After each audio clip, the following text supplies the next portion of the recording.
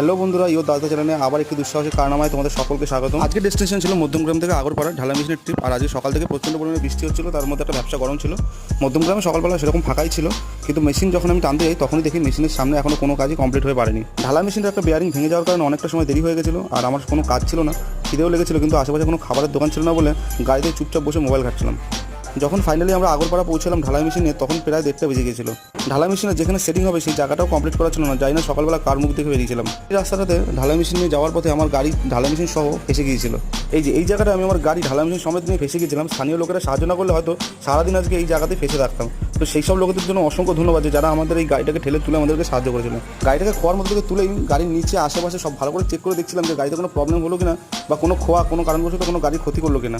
এখন লেবার মিস্ত্রিরা machine set করবে, লাগাবে, আর আমার গাড়ি খালি করে আমি চলে যাবো, কারণ আমার বিকেলবেলা ধুলাগড়ে পেঁয়াজের টিপ আছে।